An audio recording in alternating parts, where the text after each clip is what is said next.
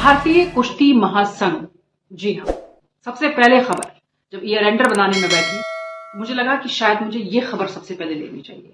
जब हमारे बेहतरीन पहलवान साक्षी मलिक, विनेश फोगाट, पुनिया, ये सब धूल भरी सड़कों पर बैठे थे, रात भर दिन भर लगातार सिर्फ शिकायत कर रहे थे, एफआईआर की मांग कर रहे थे बृजभूषण सिंह के खिलाफ, जिस पर आरोप लगाया गया था महिला खिलाड़ियों की तरफ से, महिला पहलवानों की तरफ से कि उन्होंने शोषण किया है। क्या पुलिस एफआईआर नहीं लिख सकती थी टाइम से? ये सिस्टम मैं आपको बता रही हूं।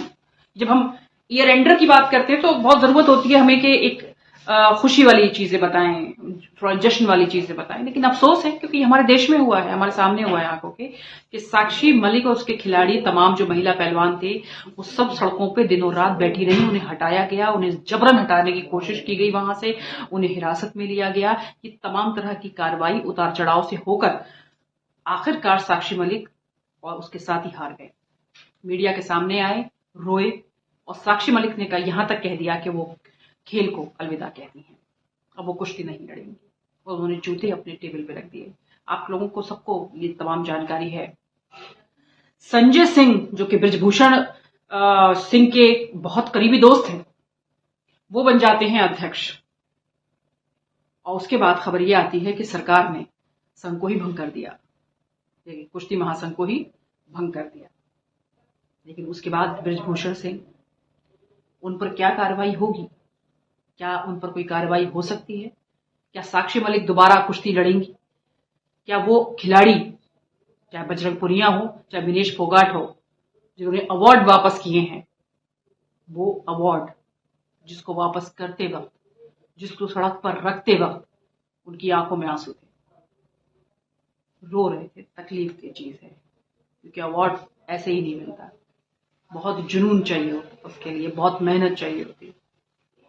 आप इन खिलाड़ियों से जब पूछेंगे उनके दिल का हाल तो वो बताएंगे, लेकिन शोषण बर्दाश्त नहीं करेंगे। नाइंसाफी है और सिस्टम पे उन्होंने सवाल उठाया है और इसकी जवाबदेही सरकार की बनती है।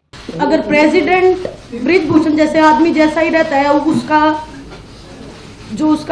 बिल्कुल सहयोगी है, उसका बिजनेस पार्टनर है, वो अगर इस फेडरेशन में रहेगा तो मैं अपनी कुश्ती को त्यागती हूं और मैं आज के बाद कभी भी आपको वहां नहीं दिखूंगा।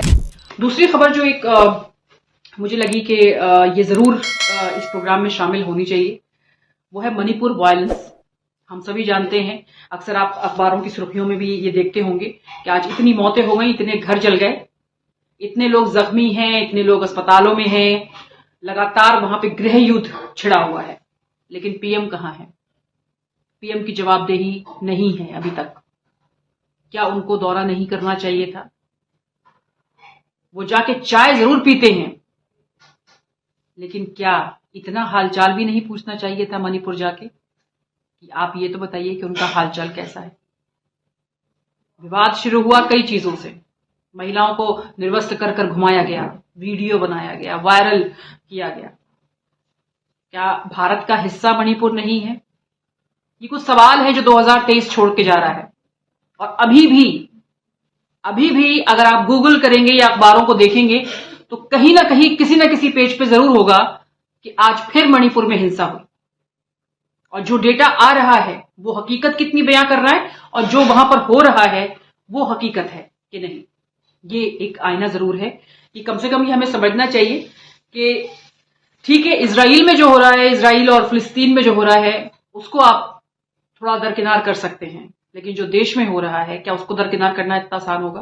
तीसरी खबर चंद्रयान 3 से जुड़ी हुई है। बहुत ही अच्छी खबर है, खुशी की खबर है। जाहिर है कि हमारे जो वैज्ञानिक हैं उनको एक बहुत बड़ी सफलता मिली है और इससे बड़ी सफलता कोई हो नहीं सकती थी। एक कह सकते हैं ऐतिहासिक चीज हुई है जो उन्होंने की है, तो इसके लिए बहुत ही बेहतरीन ये काम हुआ है 2023 में। और हालांकि इस पर काफी बहुत बड़ा एक खर्चा हम आपको बताना नहीं चाह रहे हैं कि कितना इस पर खर्चा आया है, लेकिन वैज्ञानिकों के लिए बहुत बड़ी चीज है। वैज्ञानिकों का जो इसमें काम है, जिस तरीके से उन्होंने सोच समझ के इसको कामयाब बनाया है, इसको सफल बनाया है, बखूबी तारीफ के काबिल है ये। और ये हमारे देश के लिए एक तरफ उन्नति की बात है कि हमें आगे जाके कितनी प्रोग्रेस इससे मिलने वाली है। तीसरी खबर मैं आपको बता दूं, G20 समिट होती है, बड़े बड़े नेता पूरी दुनिया से हमारे यहाँ आते हैं, बड़ी खुशी होती है, बड़ा सजता है, संवरता है। कुछ ऐसी जगहें भी संवर जाती हैं जो शायद मैंने बचपन से लेके बड़े होने तक कभी देखा ही नहीं था, कि कभी ताम झाम लाइटें और गरीबी को छुपाया जाता है। जो गरीबी हमारे यहाँ की सच्चाई है, झुग्गी झोपड़ी और जानवर जो सड़कों पे बैठे होते हैं, उनको छुपाया जाता है, उन पर एक पर्दा डाल दिया जाता है ताकि G20 सफल हो सके, ताकि उन लोगों को वो हकीकत ना दिखे जो यहाँ की हकीकत है। तो ये कम से कम मेरे लिए एक इसलिए बड़ी खबर थी G20, क्योंकि एक बहुत बड़ी समिट थी और यहाँ पर हुई, लेकिन उसके अलावा उसके इधर क्या हुआ, छुपाने की जरूरत क्यों पड़ी, आखिर ऐसी हालात क्यों है कि हमारे इतना स्लम एरियाज हैं और इतनी गंदगी क्यों है, सवाल ये। चौथी खबर है पार्लियामेंट, एक ऐतिहासिक चीज, पार्लियामेंट बिल्डिंग बहुत सोच समझ के बनाई गई, बहुत ही ये मोदी जी का बहुत बड़ा एक फैसला माना जाता है इसमें। ये क्यों बनाई गई, इसके कई रीजंस हैं। पुरानी बिल्डिंग हो चुकी थी, बैठने की जगह नहीं थी, सांसद ज्यादा थे। दूसरा ये कि बहुत ही जर्जर इमारत हो चुकी थी, 100 साल पुरानी थी। इसमें अलग अलग बहुत सारे सेक्शंस बनाए गए हैं जो पुरानी वाले पार्लियामेंट में नहीं थे। लेकिन उसी के साथ साथ इस न्यू पार्लियामेंट की एक शुरुआत भी ऐतिहासिक हुई है, और वो ऐसे हुई है कि इसमें 150 सांसद निष्कासित कर दिए गए। क्यों? क्योंकि वो विरोध कर रहे थे। इससे खबर इसलिए मैं जोड़ती हूं क्योंकि सिक्योरिटी ब्रीच हुआ था, क्योंकि 2023 का ये भी एक बड़ी खबर है कि पार्लियामेंट सिक्योरिटी ब्रीच होना वहां पर, और अमित शाह जी का जवाब नहीं देना। उसकी मांग जब विपक्ष करता है तो कुछ नेता ये कहते हैं बीजेपी के कि सवाल बहुत पूछते हैं, जिसमें से हेमा मालिनी जी का मैं जिक्र करना चाहूंगी यहाँ पर, कि वो कहती हैं कि सवाल बहुत पूछते हैं विपक्ष, वो इतनी सवाल पूछते हैं और इतनी हरकतें अजीब सी करते हैं पार्लियामेंट के अंदर कि आखिरकार उनको निष्कासित कर दिया गया। और उसके बाद 3 बिल पारित किए गए पार्लियामेंट से, और वो 150 सांसद बाहर बैठते हैं, धरना देते हैं, नारे लगाते हैं और मिमिक्री करते हैं जगदीप धनखड़ पर। जी हाँ, उपसभापति राज्यसभा जगदीप धनखड़ की मिमिक्री जब होती है और जब उनका मजाक उड़ाया जाता है टीएमसी सांसद की तरफ से, तो इसका बहुत ज्यादा एक बड़ा इशू बन जाता है कि क्यों मिमिक्री की, कैसे मिमिक्री की। और राहुल गांधी वीडियो बना रहे थे, सवाल इस पर ज्यादा फोकस था। टीएमसी सांसद मिमिक्री कर रहे थे, शायद उधर मीडिया का भी, जो गोदी मीडिया है उसका उधर तवज्जो नहीं थी, तवज्जो इधर थी कि राहुल गांधी वीडियो बना रहे थे।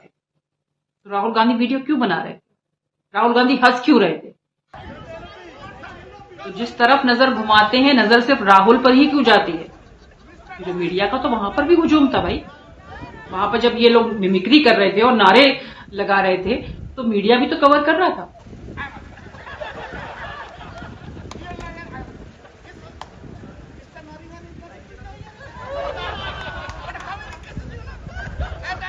फिर राहुल गांधी को आखिर में कहना भी पड़ा कि उन्होंने वीडियो जरूर शूट किया था लेकिन किसी को सेंड नहीं किया, जस्ट शूट किया था उन्होंने। क्या ये खबर बड़ी नहीं थी कि सांसदों का निष्कासन हुआ है, वो भी 150 सांसदों का?